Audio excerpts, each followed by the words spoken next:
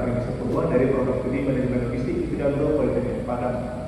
Di sini saya mengampu mata kuliah standarisasi produk pangan yang dilaksanakan pada semester ke-6.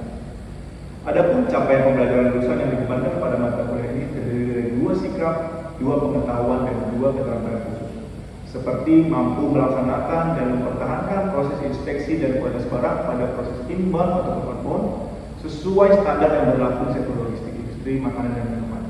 Dan yang kedua, mampu melaksanakan kebijakan, prosedur operasional, pengelolaan barang, serta penggunaan peralatan dan aplikasi di gudang khusus pada sektor makanan dan minuman. Dari capaian pembelajaran lulusan itu nanti akan teruraikan menjadi 5 capaian pembelajaran mata kuliah, yaitu yang pertama, mampu merumuskan masalah dan menyusun langkah-langkah tujuh alat tools yang dipakai dalam pengendalian mutu yang kemudian digunakan seven tools. Kemudian yang kedua, mampu menganalisa proses pengendalian kualitas dalam kasus nyata industri pangan. Yang ketiga, mampu mengembangkan konsep keamanan pangan dan membedakannya dengan mutu pangan. Yang keempat, mampu menganalisa risiko keamanan pangan pada berbagai industri makanan dan minuman. Dan yang kelima, mampu melakukan asesmen atau penilaian sesuai kondisi yang ditemui pada industri makanan dan minuman. Yang kemudian nantinya capaian pembelajaran mata kuliah ini akan dibagi menjadi 13 subjek TMK dan dilaksanakan dalam 16 pertemuan perkuliahan dengan ringkasan seperti berikut. Yang pertama yaitu subjek TMK pertama sampai ke-5 itu nanti kita akan fokus belajar mengenai kepada tools atau alat pengendalian kualitas seven tools. Kemudian untuk subjek TMK 6 nanti kita akan membahas mengenai konsep dasar pemikiran dan penerapan proses kerja dari Six Sigma. Dan subjek TMK 7 nantinya akan membahas budaya kerja 5S dan intelligent industri. Subjek TMK 8 dan sampai 10 mampu memahami konsep keamanan dan mutu pangan serta memahami konsep-konsep seperti HACCP, GFP hingga GCP, CPPOB dan risiko keamanan pangan. Dan nanti dilanjutkan pada subjek TMK 11 sampai 13 fokus mengenai mempelajari terkait dokumen-dokumen dan laporan asesmen terkait HACCP tadi, GFP hingga GCP, CPPOB dan risiko keamanan pangan pada industri makanan dan minuman. Mata kuliah ini secara garis besar membahas tentang pengendalian kualitas proses, output, serta membahas potensi bahaya pada keamanan pangan, terutama pada proses dari pemilihan bahan bakunya, proses produksi, sampai ke tangan konsumen, dan juga membahas kualitas terkait layanan aktivitas logistik pendukung lainnya. Adapun pokok materi pembelajaran yang dibahas adalah pertama, pengukuran kualitas, pengambilan data untuk pengukuran kualitas logistik, dan alat pengendalian kualitas seven tools. Yang kedua yaitu penerapan continuous quality improvement dalam bidang logistik.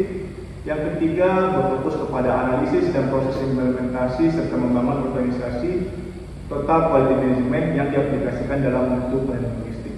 Yang keempat, penerapan konsep 5S untuk peningkatan kualitas logistik.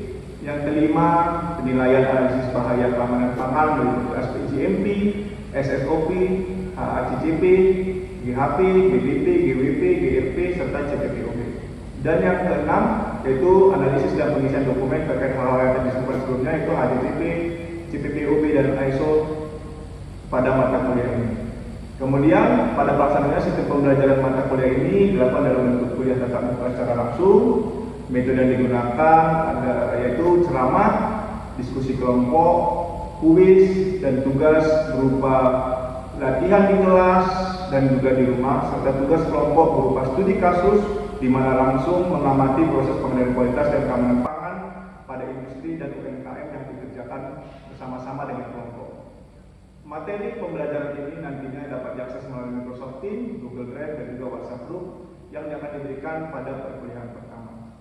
Pada pertemuan pertama juga akan disepakati mengenai metode penilaian, peraturan perkuliahan yang berlaku, serta referensi bahan ajar yang akan digunakan dan akan dimasukkan ke dalam kontrak perkuliahan, di mana yang disepakati yaitu sistem penilaian UTS itu 35%, UAS 35%, tugas 25%, dan kuis 5%, di mana yang dinilai adalah latihan soal di kelas dan di rumah, kuis, serta tugas laporan dan presentasi laporan studi kasus yang diberikan sebelumnya, di mana rincian penilaian proses pembelajaran nantinya juga dapat diakses dan dilihat mahasiswa secara transparan melalui portal akademik. Berikut akan ditampilkan proses pelaksanaan pembelajaran yang membahas terkait diagram Pareto yang merupakan pertemuan keempat pada perkuliahan standarisasi produk pangan. Oke, Selamat pagi semua teman-teman mahasiswa. Pagi. Oke, semua sehat ya hari ini? Oke, hari ini kita akan lanjutkan program kita mata kuliah standarisasi produk pangan. Sebelum kita mulai, silakan dulu di absen untuk QR code-nya. Kita kasih waktu 1 menit untuk di scan. Silakan di scan.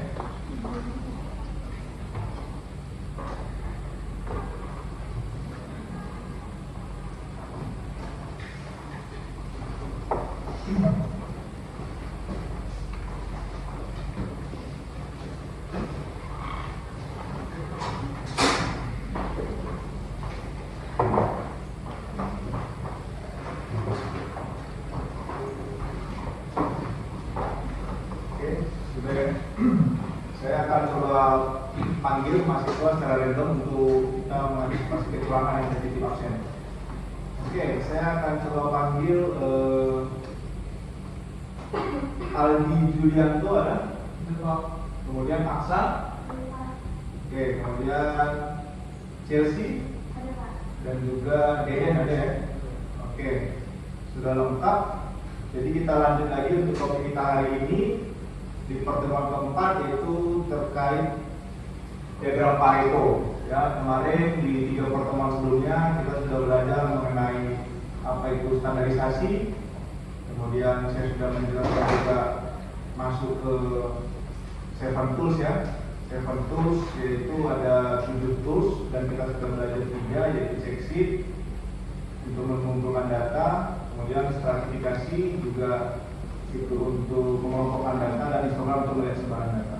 Nah, sebelum kita lanjut ke Pareto, saya akan kembali membacakan beberapa hal yang ingin kita capai di perkuliahan hari ini dan juga mungkin di semester ini ya. Ada 5 hal yang ingin kita capai di perkuliahan kita di semester ini di mata kuliah standarisasi. Yang pertama yaitu teman-teman mahasiswa diharapkan mampu merumuskan masalah dan menyusun langkah-langkah dengan menggunakan 7 tools yang dipakai dalam pengendalian mutu di perusahaan. Ya, itu yang sedang kita pelajari saat ini. Yang kemarin 3 pertemuan sebelumnya sudah kita bahas, yaitu 3 tools, yaitu check sheet, stratifikasi, hingga histogram. Kemudian nanti teman-teman juga diharapkan mampu menganalisis proses pengendalian kualitas dalam kasus nyata di industri pangan. Nanti ada tugas project yang saya minta teman-teman membuat kelompok 5-6 orang dan nanti teman-teman ke UKM tersebut mengumpulkan data awal, kemudian melihat data kecacatannya dan nanti kita berikan usul perbaikannya seperti apa. Itu yang akan kita lakukan sampai batas UTS nanti, ya, CPNK 1 dan CPNK 2. Kemudian ada 3 CPNK lagi yang kita lakukan setelah UTS, yaitu teman-teman diharapkan mampu mengemukakan konsep keamanan pangan dan membedakannya dengan mutu pangan. Kemudian yang keempat, teman-teman mampu menganalisis risiko keamanan pangan dari berbagai industri makanan dan minuman. Dan yang terakhir, teman-teman mampu melakukan penilaian kondisi apa yang ditemui saat teman-teman dapat melakukan proyek itu. Kira-kira kondisinya apa dan nanti usulannya apa. Dan untuk mendapatkan usulan ini ya, tools 7 tools tadi bisa kita gunakan. Ya, kira-kira seperti itu yang akan kita laksanakan pada satu semester ini terkait mata kuliah standarisasi produk pangan. Kemudian untuk nilai juga akan saya kemukakan dan saya akan coba transparan ke teman-teman bahwa nilai kita kali ini karena ini berkaitan dengan pemberian nilai ya, yaitu bahwa nanti nilai kuis itu ada presentasinya adalah 5%. Ya, 5% dan juga nanti UTS itu ada 35%, UAS itu 35% dan cukup besar saya kasih bobotnya tugas itu 25% karena berkaitan dengan nanti tugas proyek. Ya, karena nanti ini proyek juga cukup panjang selama berapa minggu ke depan kita berkuliah, jadi teman-teman silakan dikerjakan dengan baik. Nanti ada laporan dan presentasi, jadi silahkan dilakukan dengan baik, nanti boleh 25%. Dan dalam prosesnya nanti akan ada proses asistensi kepada saya per kelompok. Ya, jadi itu. Tapi sebelum kita ke tugas proyek itu, saya berharap teman-teman nanti menguasai 7 toolsnya dulu. Yang kemarin sudah kita bahas sedikit di 3 pertemuan pertama dan di pertemuan keempat ini saya lanjut di terkait diagram Pareto ya. Oke. kita masuk ke materi ya. Kita masuk ke materi. Nah, ini beberapa yang sudah kita pelajari. Kita masuk ke nomor 4 saat ini, diagram Pareto.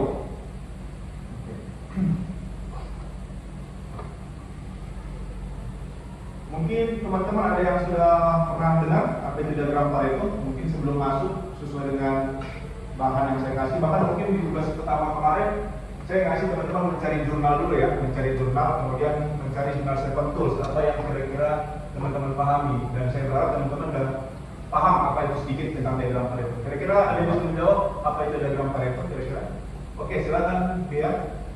Jadi Pak, diagram Pareto itu merupakan salah satu tools dari Seven Tools. Setelah histogram, ajaksi histogram kuantifikasi, kita masuk ke diagram Pareto yang mana merupakan dia bentuknya diagram yang menunjukkan seberapa besar sih persentase masalah di suatu UKM atau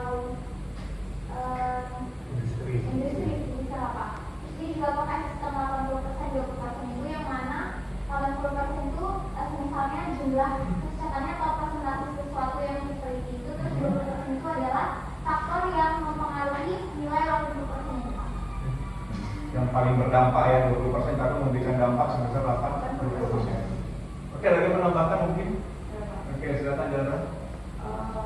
Mungkin lebih singkat saja Pak. Penggunaannya itu kalau diagram Pareto dalam mata pelajaran organisasi ini dia sebagai alat untuk mengidentifikasi masalah yang paling sering terjadi Pak, yang paling berdampak, sehingga kita nanti bisa tahu mana yang harus kita prioritaskan terlebih dahulu untuk diselesaikan. Oke. Ya, jadi saya rasa sudah benar ya yang dikatakan teman-teman. Mas Aldi mungkin ada? Ada Pak. Dengan Pareto itu Pak, kita harus kembali dulu Pak. Ditemukan oleh orang tadi yang bernama Wilfredo Pareto yang menyatakan 20% dan 80%. Jika kita membandingkan dengan makro standar organisasi, yaitu kerusakan dari 20% tersebut Pak yang menyebabkan dari 80% itu akan dicari Pak. Oke. Jadi 20% produk maka memberikan dampak 80% bagi keseluruhan. Iya, kira-kira seperti itu. Ya, jadi memang ini Pareto ini ditemukan oleh Wilfredo Pareto, seorang Itali. Dia menemukannya dari proses kehidupan sehari-hari ya. Dia pertama itu menemukannya saat menanam kacang, dan juga nanti ada dia ketemu waktu berjalan-jalan atau masih di jalan di negaranya. Jadi yaitu bagaimana dia menanam kacang itu ternyata dari 100 mungkin ya kita asumsikan 100 tanaman kacang, ternyata yang memberikan dampak keuntungan besar itu hanya 20% dari luas tanahnya. Jadi seperti itu. Jadi dia kecil tapi berdampak, kurang lebih seperti itu. Jadi memberikan prioritas nanti mana yang ternyata kualitasnya, varietasnya paling baik. Begitu juga untuk misalnya ketika dia jalan-jalan di negaranya, ternyata 80% kekayaan negaranya itu dikuasai oleh 20% jumlah warga negara. Hanya segelintir. Ya, jadi 80% kekayaan negaranya dikuasai oleh hanya segelintir orang. Yang mungkin terjadi di beberapa negara juga. Apakah di negara kita ya mungkin bisa saja seperti itu. Ya, jadi Pareto ini dia sebenarnya seperti melihat sesuatu yang dari sudut pandang berbeda ya. Dan diharapkan nantinya seperti yang saya jelaskan di sini, bisa saya bahwa ada kata terpenting. Ya, terpenting. Artinya di sini nanti mengurutkan mana yang masalah paling tinggi persentasenya ke yang paling rendah. Kemudian kita ambil batasan 80-20 seperti kata temannya tadi. Ya, kemudian kita lanjut ya, memang diagram Pareto ini terkenalnya dengan aturan 80-20. Ya, 80-20. Misalnya di sini 80% keluhan itu muncul dari 20% produk. Hampir saya juga pernah saya jelaskan bagaimana teman-teman makan dari restoran itu ada 10 makanan, tapi yang hanya teman-teman ingat itu hanya 2. Karena itu yang sangat berkesan dan merasa teman-teman itu paling enak gitu. Begitu juga dari potensi keuntungan dari suku penjualan produk. Ternyata ada 10 produk, ternyata yang menjadi ciri khas sebuah perusahaan itu hanya 2 yang menjadi penjualan tertinggi. Kira-kira seperti itu. Dan nanti produksi terbanyaknya ya hanya 2 itu saja karena memberikan keuntungan terbanyak. Jadi kurang lebih seperti itu. Ya, kemudian Juran pada tahun 40, Juran 40-an juga mengatakan bahwa 80% cacat produk disebabkan oleh 20% masalah dalam metode produksi. Artinya ada metode produksi itu ada beberapa, tapi dia hanya sebagian kecil, misalnya di mesin atau di material, tetapi memberikan dampak yang sangat besar. Ya, itu nanti berkaitan juga dengan fishbone di belakangnya. Jadi diharapkan berfokus hanya mengurangi 20% masalah tadi dulu, untuk mengurangi 80%. Yang 80% yang tadi, banyak yang lain yang mungkin berdampak hanya 20%, mungkin hanya belakangan untuk diselesaikan seperti itu. Ya. Kemudian apakah Pareto itu hanya bergantung kepada angka 80-20? Tidak ya, tergantung hanya kepada permasalahannya. Bisa saja nanti 70-30, bisa saja 75-25. Ya, biasanya sih ada 3 itu, 80-20, 75-20, dan 70-30. Ya, atau mungkin paling ekstrim 60-40. Tetapi itu udah hampir 50-50, jadi nanti tidak ada prioritas lagi di sini. Tapi bagusnya memang minimal itu 70 ya. Yaitu di beberapa jurnal dan juga beberapa referensi seperti itu. Dan bahkan mungkin teman-teman bisa mengakses juga beberapa tulisan saya juga pernah saya tulis terkait jurnal ini, ada 2 jurnal terkait Sepontus dan statistik quality control. Bahkan di perpustakaan saya juga pernah nulis bukunya analisis kualitas produk, nanti bisa dipinjam atau dilihat ya. Saya memang khusus menulis di bagian diagram Pareto ini, ada beberapa contoh kasus di situ. Ya, jadi 75-25, 80-20, dan nanti harus totalnya 100% ya, itu bagi 100%. Ya, kemudian nah, ini manfaatnya tadi terpenting ya. Tapi soal ini saya buat lagi masalah utama, yaitu bagaimana kita mengklasifikasikan mana yang menjadi prioritas dan mengelompokkan, dan juga menyingkirkan namanya usaha yang terlalu banyak tapi tidak berdampak. Nah, itu kira-kira kita terlalu banyak melakukan sesuatu tapi ternyata tidak berdampak gitu. Yang adanya inefisiensi, jadi efisien kan, artinya mending kerjanya sedikit atau kegiatan sedikit, berfokus tapi berpengaruh banyak. Nah, teman-teman juga bisa gitu dalam kehidupan pribadi kan, bisa melihat list kegiatan kalian sehari-hari, tapi mana kira-kira yang tidak memberikan nilai tambah, mana yang memberikan nilai tambah. Kalau misalnya memberikan nilai tambah dan produktivitas teman-teman bertambah, misalnya tidur 15 menit sebentar kayak apa gitu, bisa aja itu berdampak ternyata untuk ke 3 jam ke depan ya. Silakan aja, mungkin kan bisa gitu kan, kita tidurnya 12 menit tapi semangat untuk fokusnya ke depan 3 jam. Ada kan ada power nap namanya kan, tidur gitu. Kurang lebih seperti itu dari itu Pareto. Kemudian untuk mana yang komparatif adalah masalah, untuk menunjukkan tingkat perbaikan dan sudah perbaikan itu dan menunjukkan perbandingan setiap masalah sebelum dan sesudah. Nanti kalau sudah kita perbaiki, kita bisa bandingkan lagi apakah masih sama hasilnya di diagram Pareto ini. Tadinya mungkin 80 mungkin bisa jadinya hilang, atau mungkin bahkan jadi ke 30 atau 20% keputar jadinya. Nah, ini manfaat Pareto kita bisa lihat dari sisi akibat dan dari sisi penyebab. Akibat itu dari kualitas, misalnya cacat ya. Kita ngomong kenapa saya buatkan ini, karena kita ngomong standarisasi dan kualitas pada mata kuliah ini. Dari biaya pastinya kalau ada cacat ataupun produk defect, maka berefek kepada biaya, kerugian, nanti bakal berdampak pada keterlambatan pengiriman, dan mungkin saja berdampak pada kecelakaan kerja. Itu mungkin akibat. Kalau penyebabnya bisa dan lain-lain. Jadi ada risiko kerja, kondisi kerja, dan lain-lain. Dan nanti itu bisa dipakai di dispon juga. Langkah-langkahnya, nah ini yang paling penting adalah, dan banyak kesalahan dari di sini. Yang nomor 1, yang nomor 4 ya, yaitu kita harus mengurutkan dulu data paling terbesar ke yang terkecil. Nomor 1 itu tadi ternyata datanya adalah mengklasifikasikan atau mengumpulkan data dulu. Tapi yang paling penting adalah mengurutkan datanya dulu. Ini sudah pengalaman beberapa kali dulu kakak kelas melakukan tugas project dan juga mungkin tugas akhirnya adalah Paretonya salah di bagian tidak mengurutkan ini. Jadi Paretonya tidak baik. Harusnya kan dia seperti ini ya. Pareto itu bentuknya seperti ini, teman-teman pernah lihat. Ada sumbu Y, di sini nanti frekuensi, terus di sini nanti jenis cacat. Jenis cacat ini X-nya ya. Kemudian nanti ini ada mungkin 80 di sini, nah sini ada diagram batangnya. Kemudian nanti ada diagram garis menjadi persentase kumulatif. Nah, jadi memang harus dari kanan ke kiri seperti ini. Baru dari sini dari bawah ke atas. Jadi berlawanan dia. Kumulatif dari bawah ke atas, nanti ada frekuensi dari atas ke bawah, dari tinggi ke atas. Jadi harus diurutkan dulu. Keluar itu frekuensi. Nah ini kita langsung ke contoh soal saja. Yang ada 7 jenis cacat ya. Ada regangan, ada berlubang, ada goresan, ada noda, retak, celah dan lain-lain. Ya, di sini kebetulan belum diurutkan. Nah ini nanti di beberapa kasus memang tidak diurutkan. Tapi hal pertama yang harus dilakukan adalah kita harus melakukan urut dulu ya, diurutkan dari yang terbesar ke yang terkecil. Nah seperti ini. 14, 42, 20, 10, 6, 14, ya seperti itu. Dan totalnya harus 200 sampai sama seperti yang tadi.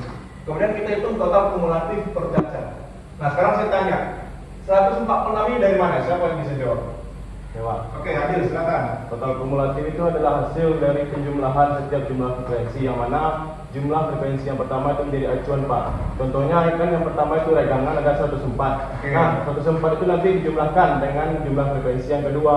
Jadi 104 tambah 42 sama dengan 146. Dan 146 itu ditambah lagi dengan jumlah frekuensi cacat yang ketiga. Begitupun seterusnya Pak. Oke, makanya pas 166 gitu ya. Nah jadi kemudian kita tambah lagi total kumulatif 200 sama dengan total sebelumnya. Kemudian kita hitung persen, karena tadi ada menghitung persentase kumulatif di sini ya. Ya, persentase kumulatif, makanya 5 dapat itu persentase. Persentasenya dapat dari 104 dibagi 200, makanya dapat 52%. Itu juga 21% dapat dari 42%. Ini ya, frekuensi 42% bagi 42 dibagi 200, maka 21% nanti dihitung kumulatif dapat 73 dari 52 tambah 21%. Ya, jadi persentase kumulatifnya di situ. Kemudian nanti kita masukkan membuat diagram batangnya. Nah, ini hasilnya kira-kira. Ya, ada frekuensi sampai 104, ini 104, 45. Berarti di sini nanti yang kalau dari data ini yang bisa kita blok adalah tipe cacat yang di blok ya. Kalau di Excel nanti teman-teman mencoba latihannya 104 ini jenis cacat, terus jumlah frekuensi yang sudah diurutkan ya, kemudian dengan persentase yang sudah diurutkan. Makanya nanti dia apa? Nah lain-lain ini kenapa tidak masuk ke atas? Karena dia terdiri dari banyak cacat. Terdiri banyak, makanya lain-lain. Kenapa jadi diurutkan? Makanya harus benar-benar hati-hati melihat soalnya. Oke. Kemudian kita identifikasi apa yang bisa kita lihat dari hasil ini. Tadi aturannya diterapkan 80 20. Nah, di sini ada 52% ditambah 20% dari 73 ditambah lagi sekitar 10% tadi ya. Dapat 83% kumulatifnya. Maka yang menjadi prioritas perbaikan kita adalah ini, ketiga ini. Dari 7 cacat, jenis cacat. Ini 20%-nya yaitu 3 buah dari 100% 7 tadi ya, dan ini 80%-nya, tetapi berdampak 20%. Sementara 3 ini dia jumlah dari sisi jenis jumlahnya kecil, tetapi berdampak sebesar 83%. Nah, jadi yang menjadi prioritas ini. Terus yang paling di mana Pak? Ya ini nanti belakangan aja. Karena kalau ini dulu yang kita fokuskan dia banyak, tapi ternyata berdampak kecil. Mending yang 3 ini dia lebih sedikit dari sisi jumlah, tapi nanti berdampak besar ketika dilakukan perbaikan. Jadi terkadang ada keterbatasan biaya oleh perusahaan sehingga perlu dari ini namanya pembuatan prioritas masalah, penyelesaian masalah. Ya. Dan nanti Pareto ini memainkan peran penting di 7 tools. Nanti setelah ini kita akan belajar terkait diagram scatter. Jadi nanti kalau dari 7 ini kita dapat, nanti scatternya kita hanya berfokus ke 3 ini aja. Karena terjadi eliminasi, nanti scatternya ya 3 ini. Kemudian setelah scatter ada diagram control chart ya, control chart peta kendali nanti kita 3 juga. Fishbone-nya juga nanti ada 3. Yaitu makanya kita menjadi meminimalisir ataupun mengeliminasi masalah yang banyak menjadi kita tunjukkan menjadi hal yang kecil dengan di Pareto. Makanya Pareto ini mengambil peran penting di 7 tools ataupun penilaian kualitas dari dengan 7 tools itu. Jadi kalau di sini salah, berdasarkan beberapa penelitian atau pengalaman sih nanti bakal salah ke belakangnya. Cuman mungkin dengan beberapa jurnal kok peta kendalinya ada yang satu, mungkin nanti kok skaternya cuma satu, saya kan 3 berdasarkan ini. Ya karena di jurnal itu ada keterbatasan jumlah halaman. Ya, jadi seperti itu. Ini sih sebenarnya tidak terlalu sulit, hanya saja memang kalian harus banyak latihan. Nanti saya kasih soal pelatihan ya di Excel, saya share nanti ada video tutorialnya juga, silakan dicoba. Kalau ada kendala, silakan hubungi saya via WhatsApp group dan atau mungkin datang ke ruangan saya langsung ataupun chat pribadi. Dan juga nanti bisa dikumpul di Google Drive ya, di Google Drive tugasnya soalnya. Jadi itu saja mungkin untuk hari ini. Silakan dikerjakan tugasnya. Kalau ada kendala silakan ya hubungi saya lagi. Itu aja mungkin hari ini. Selamat pagi, sampai ketemu di pertemuan selanjutnya. Nanti saya akan share bahan untuk pertemuan selanjutnya dan dipelajari lagi. Terima kasih. Sampai jumpa di pertemuan selanjutnya. Terima kasih Pak. Demikianlah video proses pembelajaran untuk mata kuliah standarisasi produk pangan. Semoga video ini bermanfaat buat kita semua. Terima kasih.